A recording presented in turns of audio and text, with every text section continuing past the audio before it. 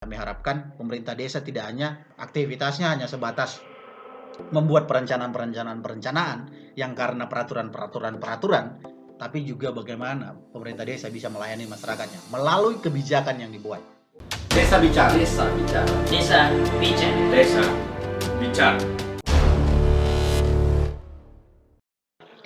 Hai kawan-kawan, kembali lagi di channel YouTube Desa Bicara. Kali ini kami dari Desa Bicara akan mendiskusikan terkait dengan beberapa hal. Mungkin lebih tepatnya karena video ini tayang pada tanggal awal Februari, sekitar tanggal 2 Februari. Ada hal yang menarik ketika Surat Edaran Menteri Nomor 17 Tahun 2020 tentang percepatan penggunaan dana desa.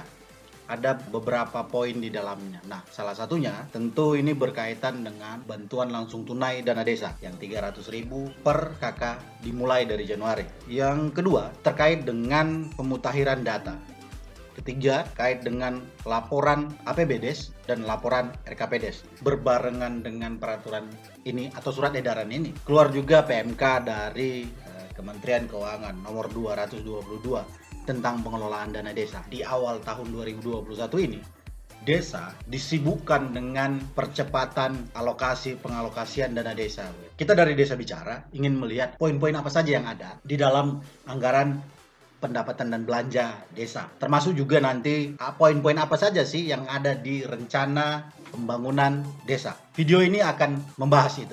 Yang pertama ini terkait dengan anggaran pendapatan dan belanja desa atau APBDes. APBDes ini dirancang sebagai acuan bagi desa untuk pembangunan dan peningkatan pendapatan, bisa juga dirancang sebagai untuk menjawab persoalan masyarakat di desa. APBD sendiri terdiri dari 3 bagian. Yang pertama itu terkait dengan pendapatan, yang kedua terkait dengan belanja, yang ketiga terkait dengan pembiayaan. Untuk yang pertama, di dalamnya ada pendapatan asli desa atau PA desa gitu ya. Pendapatan asli desa ini biasanya berkaitan dengan upaya kegiatan pengembangan ekonomi di desa yang dihasilkan dan menjadi pendapatan yang dikelola oleh desa. Nah, ini pendapatan asli desa ini memang diperuntukkan bagi desa yang bisa mengembangkan misalkan sumber daya alamnya atau potensi desanya menjadi penghasilan yang bisa langsung dipakai dan dikelola oleh desa. Nah, biasanya rata-rata desa-desa baik itu di Sumatera maupun di Kalimantan ataupun di Jawa bahkan mungkin saat ini sedang berupaya bagaimana meningkatkan pendapatan asli desanya melalui ya tadi sumber daya alamnya maupun kemudian badan ekonomi desa yang dikelola oleh desa. Yang kedua, terkait dengan sumber pendapatan lainnya yang ada di desa adalah kita tahu bersama dana desa. Dana desa ini kemudian berasal dari APBN. Berikutnya adalah alokasi dana desa atau ADD. Nah, ADD ini datang dari kabupaten atau biasanya kabupaten gitu ya. Datang dari kabupaten peruntukan untuk desa begitu. Selanjutnya ada bagi hasil pajak. Ada juga kerjasama antar desa. Misalkan saat ini desa didorong untuk melakukan kerjasama baik itu antar desa maupun banyak desa begitu ya.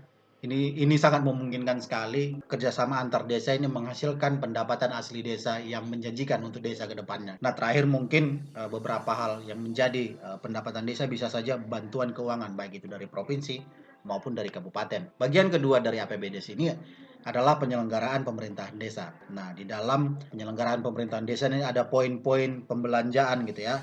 Di antaranya untuk penghasilan tetap, terus tunjangan operasional, sarana prasarana pemerintah desa, baik itu juga administrasi kependudukan serta tata praja pemerintahan. Nah, itu poin-poin pembelanjaan di sektor penyelenggaraan pemerintah desa. Di poin berikutnya ada pelaksanaan pembangunan desa. Nah, di dalam pelaksanaan pembangunan desa ada beberapa hal yang akan jadi pembelanjaan bagi desa. Antara lainnya mungkin adalah pendidikan, terus ada kesehatan, ada pekerjaan umum dan penataan ruang, ada kawasan pemukiman. Nah, selanjutnya di poin berikutnya ada pemberdayaan masyarakat desa. Nah, beberapa item di dalam pemberdayaan masyarakat ini terkait dengan pertanian, peternakan, maupun dukungan penanaman modal. Nah, di sektor ini mungkin anggaran pendapatan belanja desa ini lebih diarahkan kepada sektor-sektor misalkan real di desa gitu ya. Pertanian tentunya, peternakan, atau mungkin perikanan yang ada di desa kawan-kawan, termasuk juga bagaimana dukungan penanaman modal. Nah, mungkin ini terkait dengan misalkan kalau di desa kawan-kawan itu sudah ada BUMDesnya gitu ya. Jadi memang desa bisa menanamkan modal di BUMDes. Sehingga nanti hasil BUMDes yang dikelola dan dimanfaatkan sebaik-baiknya kan masuk menjadi APBDes. Poin berikutnya, ada pembinaan masyarakat desa. Nah, ini terkait dengan pemuda, keolahragaan, atau bahkan kelembagaan yang ada di desa.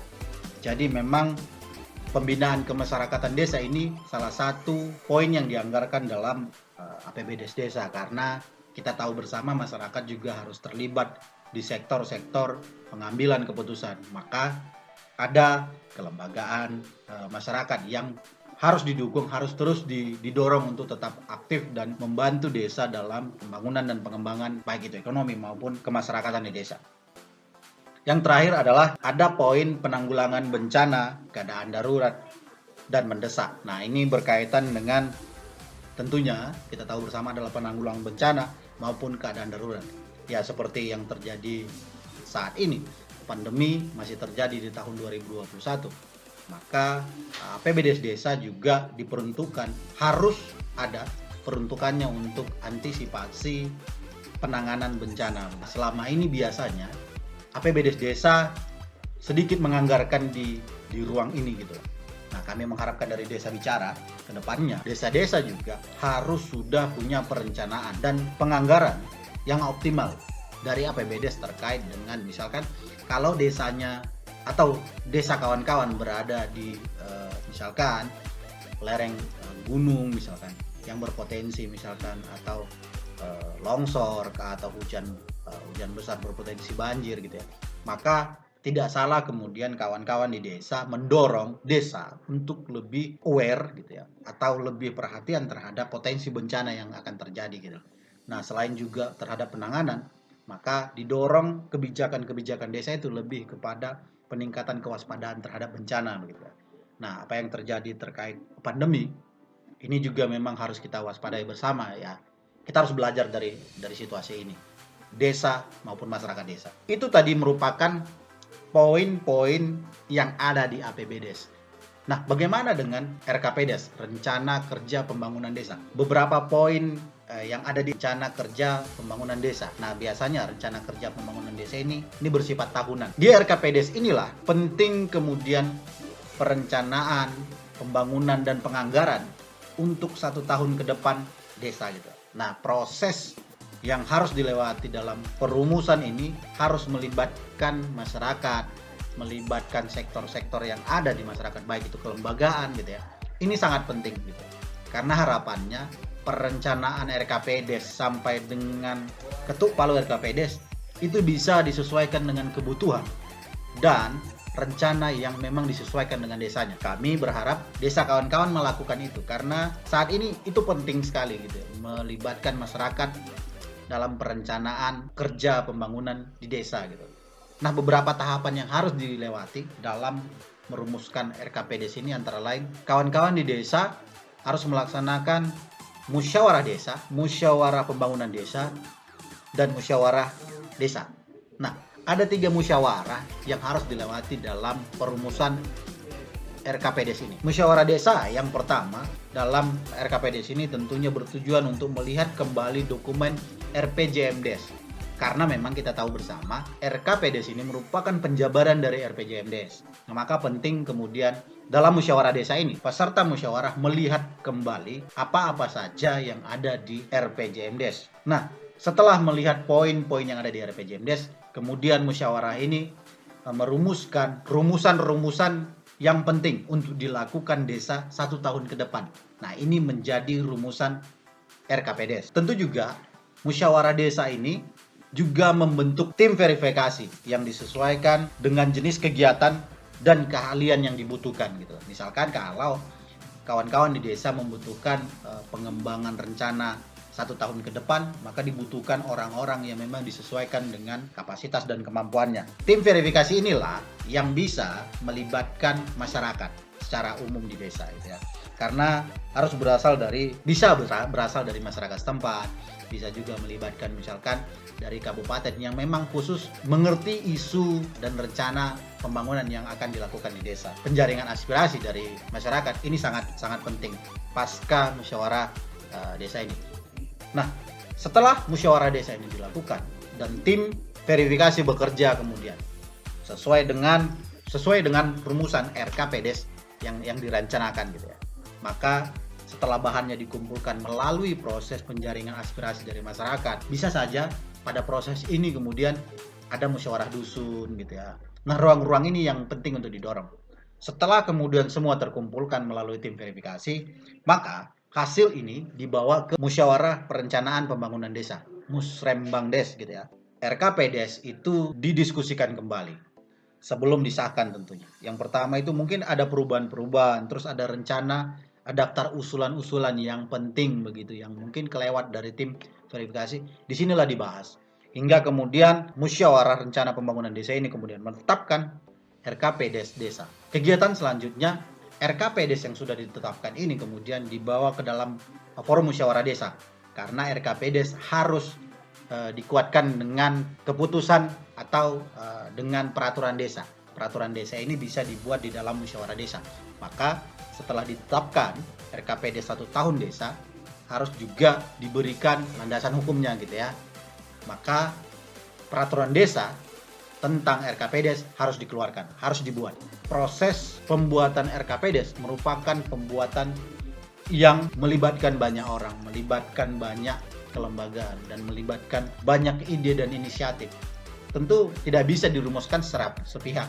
Nah, biasanya di luar situasi pandemi ini, RKPDes ini sudah dimulai di bulan Juli untuk tahun berikutnya gitu. Tapi karena situasi pandemi, khusus di awal tahun 2021 melalui Menteri Desa, melalui surat edaran nomor 17 tahun 2020, tanggal 31 kemarin adalah batas akhir untuk mengirimkan RKPDes desa di seluruh Indonesia. Poin pentingnya bagi kami Desa Bicara adalah bagaimana proses perencanaan dan pembangunan gitu di desa sebenarnya bisa dilakukan dengan baik dan dengan tahapan yang begitu demokratis. Maka ruang-ruang ini harus menjadi ruang bagi masyarakat, bagi perempuan, bagi pemuda, bagi kaum-kaum difabel di desa untuk terlibat begitu.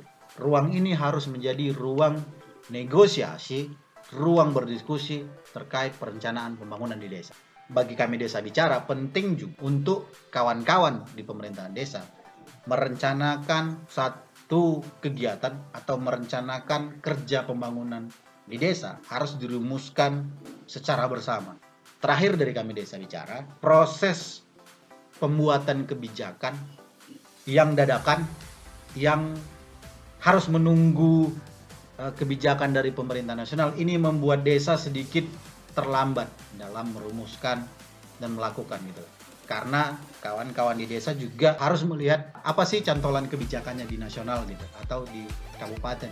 Nah, kami berharap kemudian kebijakan-kebijakan terkait desa dari nasional maupun nanti dari kabupaten, nah, kalau bisa ya jangan dadakan dan kemudian harus memang sudah ada antisipasinya gitu. Dan kami harapkan pemerintah desa tidak hanya aktivitasnya hanya sebatas membuat perencanaan yang karena peraturan, tapi juga bagaimana pemerintah desa bisa melayani masyarakatnya melalui kebijakan yang dibuat. Itu dulu dari kami Desa Bicara. Sampai bertemu di video selanjutnya. Jangan lupa jaga kesehatan dan salam berdesa.